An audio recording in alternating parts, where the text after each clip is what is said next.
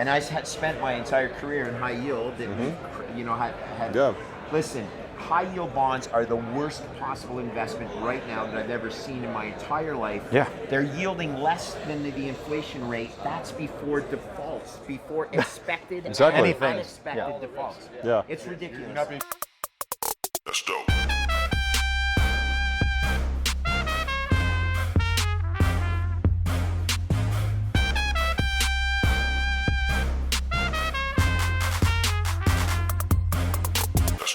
This episode is sponsored by my good friends at Bullish. Stay tuned for more information on this amazing company later in the episode. Sometimes the best things are the ones that are spontaneous. I had a planned conversation with Dan Held from Kraken and Preston Pysh, but as it was coming together, we added CJ Wilson, Greg Foss, and Steve McClurg, who is from Valkyrie, and had an epic conversation about the last year in Bitcoin and what's coming in the future. This one will absolutely blow your mind with some of the greatest brains we have in the crypto industry. Last year, Mana Winwood, the shit show that was the Bitcoin conference last year, obviously. Now we're at a much bigger one. But last year we basically had this narrative of Michael Saylor, Tesla, institutional adoption of Bitcoin. Yeah. We're a year later and it's been completely different than anyone predicted and completely different than all the things we were talking about. So I want to just start with anyone who wants, what surprised you in the last year in the development here? Well, Tesla went to Doge. Michael Saylor's still buying Bitcoin, and we're in a air-conditioned facility. With still no institutional investors, so we're good. Yeah. Nobody's actively touching my face. Cheers. Oh, wow. Oh yeah, here we go. Thank you. Cheers, man. Thank you. Thank you. We got sponsored by Coke anyways. You see that? Brown cola. Gentlemen. Cheers. Cheers. Uh-oh. This show is sponsored by the coronavirus. I knew I was going to get corona at this thing. I knew I was going to get corona. What has surprised me is I haven't gotten corona. Yet. We meet so many people. No, I mean, You I've did gotten- get corona. Right, yeah. but not at the conference. You meet so many people. Yeah. I'm just surprised I don't have it. There you go. I thought we had to wait a couple days. Yeah. Don't you know? I've been here since Tuesdays. So. Don't trust, verify. Well, I actually, the thing for me so far was the strike announcement. I thought that was pretty cool. Also, Kraken leaving San Francisco. That's another one. They're closing the office. I think we have someone who can talk about that. Trendsetter. Jesse's a very principled man, and so when he sees something he doesn't like, he is vocal Yeah. about it. Okay. And he's not really enjoyed San Francisco's district attorney, Chisei. Chisei doesn't prosecute theft. He doesn't consider theft to be a crime. Wow. So on Market Street, it's very dangerous. I used to live in San Francisco for 9 years, and so you might get punched, you might get stabbed, and this is like a normal daily thing. Wow. And this is in the heart of the city. Regular people getting accosted, I guess. Yeah, it's crazy. I mean, I worked at Uber. Uber was on Market and Van Ness, and it was really bad around there. And my boss's girlfriend got punched that day. Wow. Walking to work. Yeah. Wow. And you just heard about those stories all the time. But not robbed, just punched. Just punched. You just nuts went up and punched her and then ran away. Yeah. So, anyways, we're not in San Francisco anymore. Yeah. But Kraken's a remote first culture, so we can work anywhere we want.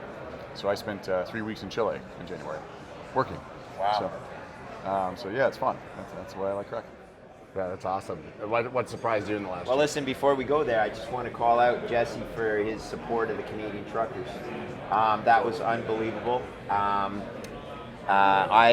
still embroiled in that, so I need to be careful what I say. But it was the leadership coming from Jesse. He was one of the first guys to make a contribution. I don't want to dox anything, and I don't whatever happened. But here's the cool thing.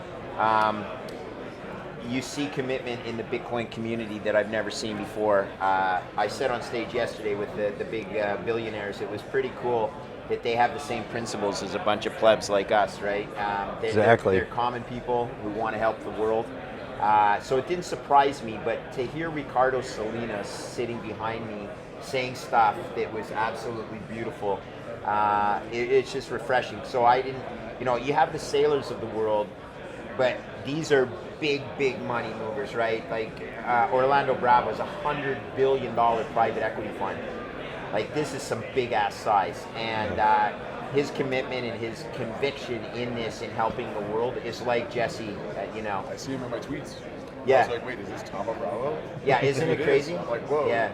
This is the And I was so happy to be on stage with him yesterday, and then their conviction at that level is just opens new doors for me. That's basically. Bitcoin's going mainstream. Billionaires, Yeah. celebrities, Yeah. athletes. Well, you know? Yeah, beautiful. I mean, there was a whole athlete panel yesterday, right? And the thing is too that there's this whole, I would say, cultural thing that every couple of years, as Bitcoin grows, you get new entrants, and those new entrants are coming at different levels. Yeah. And they're coming for different reasons. Like at first, Yeah. like the cypherpunk movement, then it's like, hey, maybe it's money, maybe it's payments, and then it's like, wait, there's alpha there, and now it's like, wait, censorship resistance, freedom, and that stuff is kind of coming all the way back to the original thing. 100%. So the way I look at it is, Bitcoin is like one of those amazing bands that has a huge catalog. Yeah. When people come in, they're like, they hear that hit song on the radio. and they're like, Such a holy good- shit, they've such got good 12 analogy. albums, and then they go look Yeah. back at all the stuff, and Yeah. they're picking out B-sides. I from like stuff that's a like great that. analogy. Eh? Yeah, it's Oh, really absolutely. I like that. That's so cool. Yeah. But Yeah. like Canadian truckers, Yeah. obviously, Ukraine, Russia, those Yeah. are things that were not even on the radar a year ago. And the That freezing- now that people were talking about it Correct. That's a happening real in example. theory, but it actually happened in the last year. I like to say as a Canadian, I'm doing too much talking, but as a Canadian, if you would ask me 3 years ago with the likelihood that Canada would freeze bank accounts within the next 20 years, 3 years ago, I would have said, okay, it's not zero probability, but it's got to be like under 20%, you know? Way under 20%. And then Yeah. 3 years later, it's 100% certain. And not only that, and this is what you guys may not know, not only did they freeze those bank accounts are now marked, they're unfrozen, but they're marked forever. Yeah. There's like this digital identity that this guy's been a troublemaker. I don't get, well, I get it, but I don't buy it. Like this is an assault on your freedom as an individual. Yeah, I mean, it's impossible not to switch over to Bitcoin or something like Bitcoin after you've experienced this, right? In my opinion. And I say something like that because a lot of people don't know what to switch to, right? Yeah. If you're in Russia and your bank account gets frozen, or another authoritarian country like Canada and your bank account gets frozen, what do you do? painful. That's What do you do? You're so right. You're so right, man. That's painful to Congratulations. hear that. Yeah. That's really Yeah. that stings. I do worry about this though, because I hypothesize that as well. That people would, if they have their assets seized, they'd go, yeah, I need Bitcoin, right? Yeah. I was just talking to Safedine about this last week, where we were at Ricardo Salinas' conference, Oh yeah. which is really fun. But we were talking about Lebanon, his home country, Right. and I asked him, do your family members and your friends and people are they waking up and going, wow, this financial crisis in Lebanon, are they all shifting over to Bitcoin? And Nope. almost none of them are. Yeah. Really. So Wow, okay. I still think that means that we need to craft the narrative. That's Right. what we all Is that do. an on-ramp thing though, where they can't get access to it? I think it's an education, It's and more of an education thing. Okay. Yeah. I am paraphrasing it. I think it's really easy when you're in the bubble to assume that everybody else is even close, but I don't think so. Yeah. Yeah. For me, the celebrity sports panel was just to have Aaron Rodgers up there, Serena Williams, and then you got to think about like their network is not a financial network, and it's people that are seeing Bitcoin. Like, why is Serena Williams talking about Bitcoin? And I don't know how big her platform is, but I mean, I know one thing: it's probably what 10 million plus people following her at least, right? So Insane. like that's huge. The other thing that I think is very different from where we were last year was you were just starting to have inflation like poke its head out when the conference was happening last time. And I think a lot of people, the whole transitory piece was very believable, where now it's not only not believable, but it's accelerating, and you're getting this negative spread that's just like blowing out, that I think you have so many people that are now coming into the billionaires that are starting to show up are saying, all right, like I knew something was wrong, but now I know for a fact something's very wrong, and I need to do something, and I got to do it fast. So like, what the hell is that? I mean, Yes, Salinas go is ahead. 60%. 100%. And Yeah, his- 60%. I saw that but today, his yeah. thing was That's beautiful insane. on bonds. It's insane. He goes, why would you own bonds? What's the best thing that can happen to you? Is you get your money back, $100, but Yeah. it's worth $60 after 10 Good luck years. losing less. Okay, Yeah. so he nailed it yesterday, and it's that's been my thesis for so long. And Yeah. you and I talk the same Nailed it. language, but really you're earning 5% negative real rates. If you assume CPI is actually 8%. That's time now, Yeah, which is it's not. It's closer to 20%. All right, so it's so crazy. And I spent my entire career in high yield, and Listen, high yield bonds are the worst possible investment right now that I've ever seen in my entire life. Yeah. They're yielding less than the inflation rate. That's before defaults, before expected and unexpected defaults. Yeah. It's ridiculous. You're not being compensated for risk. In 2016, I left a premier bond manager as a portfolio manager because I looked at the bond market and I was like, this is the top. There's nothing that can go. There's nothing that can go well here. Yeah. Right. I mean, you used to be even up until 2016, you could take a lot of risk and get some additional spread on top of risk-free rates. But when around 2016, that spread was gone. Yeah. The spread for the risk that you were taking was gone. And I really didn't put it together until a couple of years later. It's like, okay, this has to be out of your portfolio entirely. Completely. Yeah, no.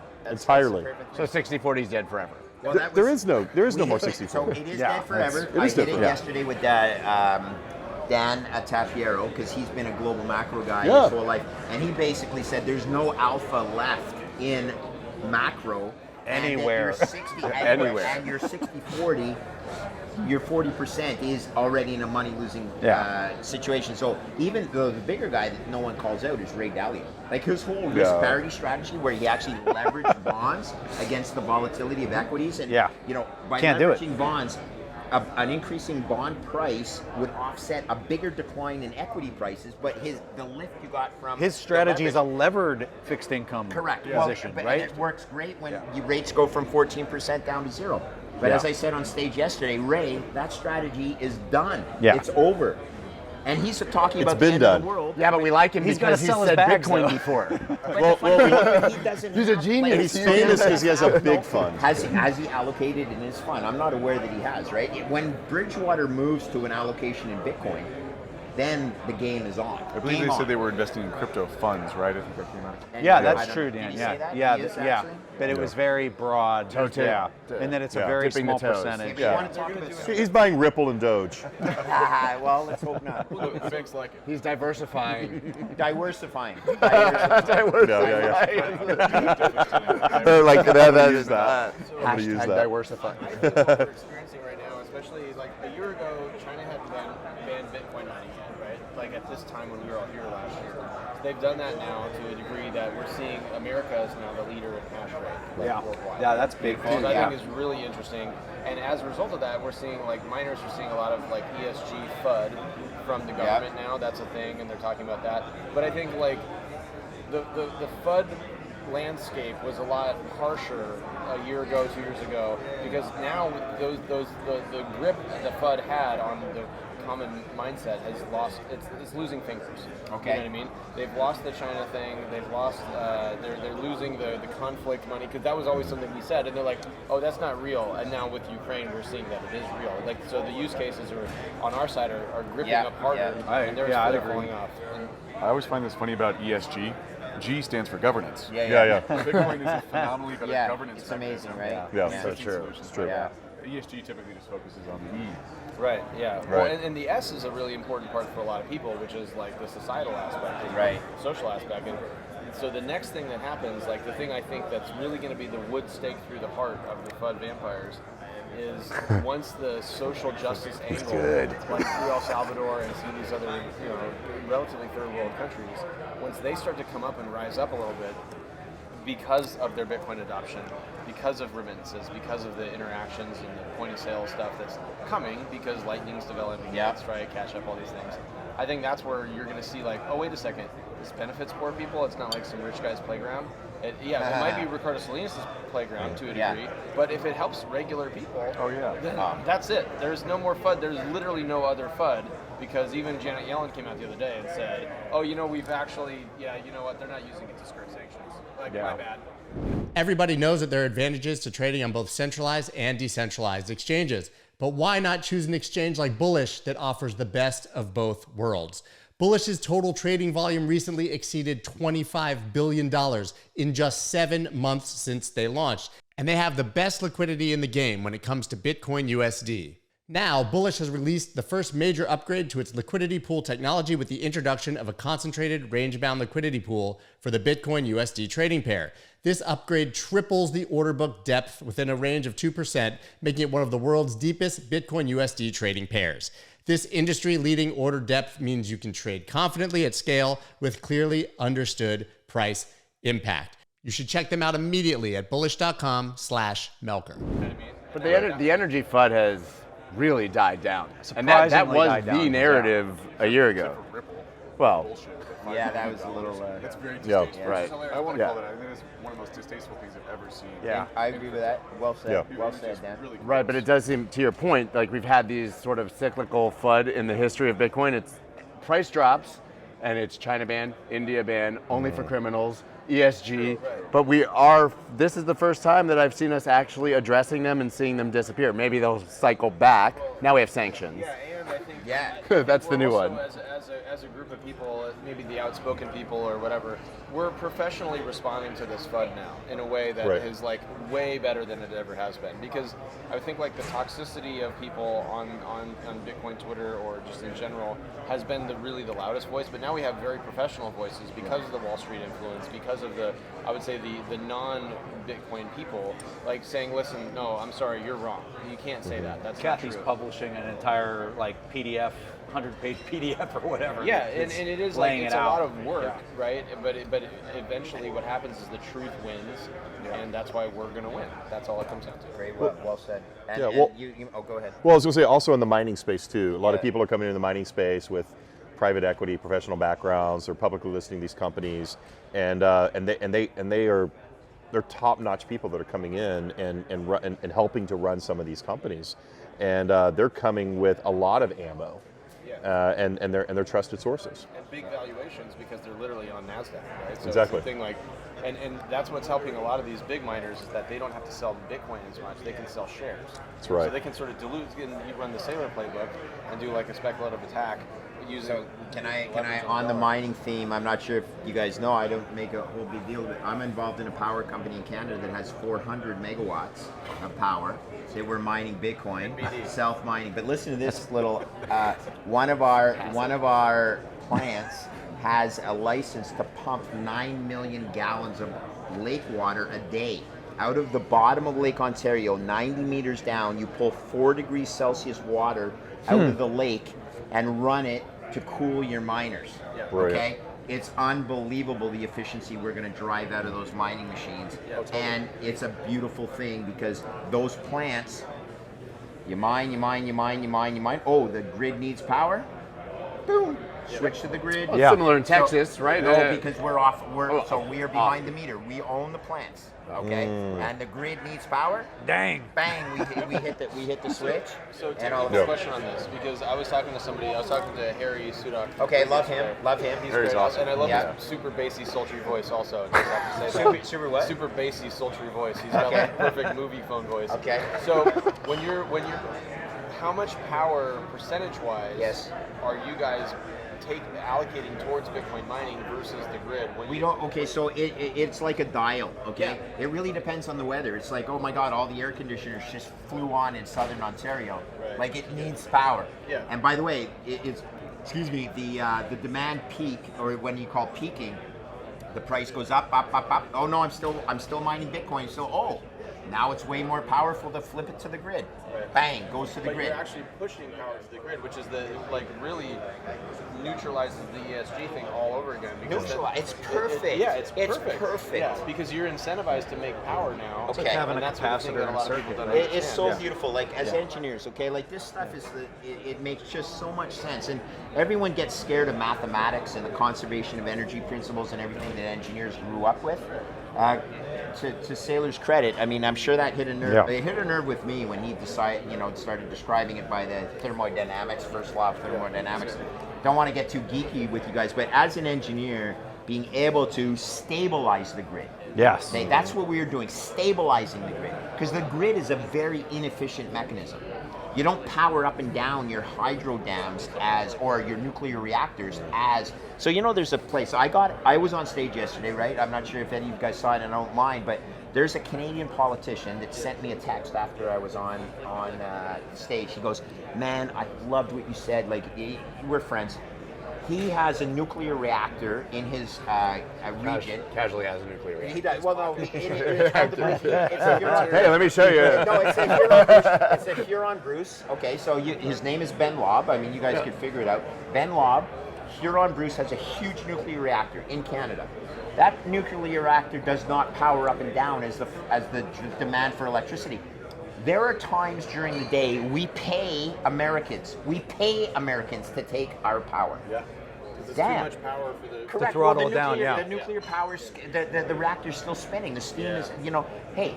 Opportunity He says cost. to me, shouldn't we be mining Bitcoin rather than giving the northern peninsula of Michigan money? We give them money to take our power. No offense to the Ubers, right? But yeah, It's about time you asked, right? Well, That's the anyway, response, yeah. Here's it's getting through to the politicians. I will just say, so I traded junk bonds as a career. I thought that trading junk bonds was an inefficient market. You should see the power market. Yeah. It's a land full of buffoons.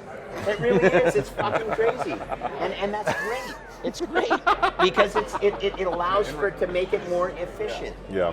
Bitcoin doesn't compete with the energy we use here. No. It literally only buys wasted electricity. Buddy, That's right. It's like all it does. excess electricity. Absolutely, 100%. That's what kind of blew my mind when I first learned about it. Yeah. I mean, it took me years to kind of wrap my head around. And you know how if But it took you years to wrap your head around that. Then at least we can give the politicians a little bit of They're trying, breathing though. right, because they're finally trying, but they're not going to just get it. It's a very easy soundbite to say more power than the country of Argentina in a year. You have to step across domains that are outside of the one that you're comfortable with or the one that you know really well. And if you know energy, this is how we do business, right? And whatever that weird magic internet money is that you guys are doing over there just doesn't really fit neatly into in being real obvious until you're like, hey, I was paying Americans to take the Isn't could that I crazy? just of course you Yeah, can. of Like course you not can. only can you That's do so it, but you'll cool. double your bottom line Yeah, yeah. probably. But here's what people don't realize either. Bitcoin's the Bitcoin blockchain's a ledger system.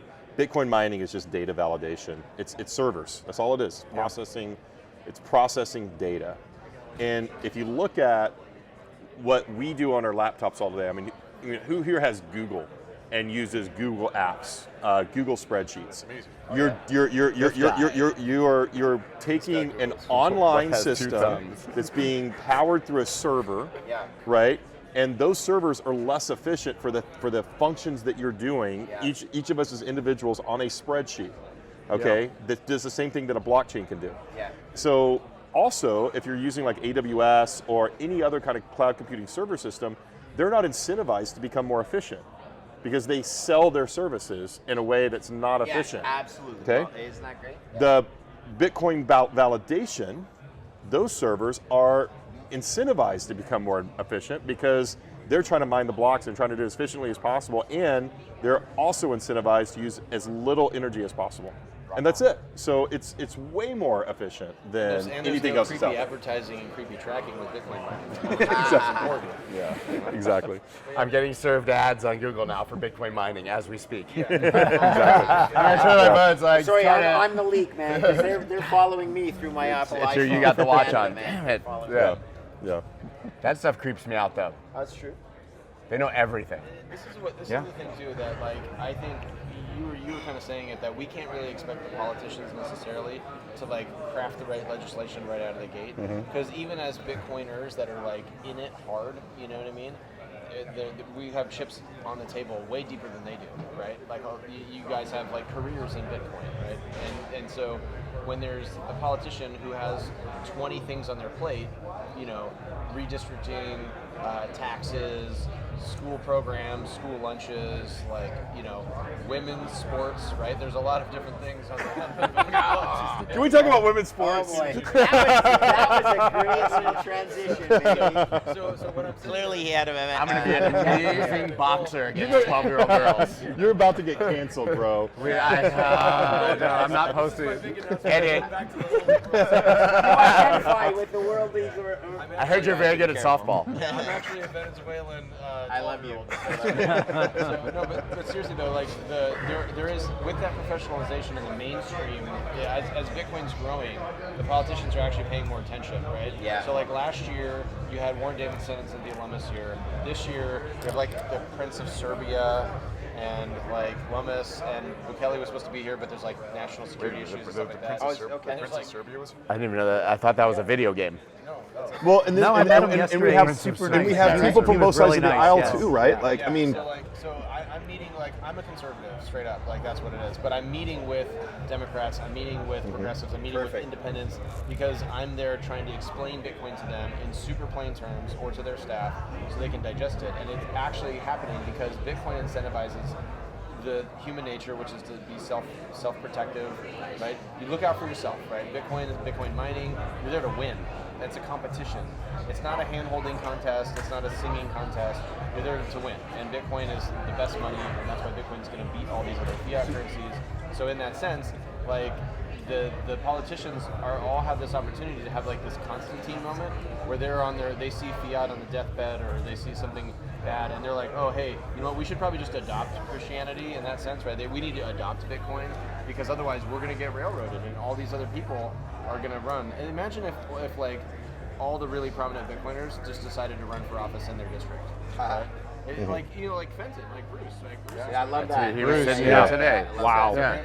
Now there's a guy. Yeah. Are you guys aware of it? Sorry to. No, please. There's a guy in Canada. I'm not sure if you guys are aware of him. Pierre Poilievre. Yeah. Of course. So like he's, he's A lot of shawarma with Bitcoin. I mean, Ali, Yeah. Ali, my good friend Tahinis, from yeah. Real Tahinis. Like, what a great story! Let's jump to that.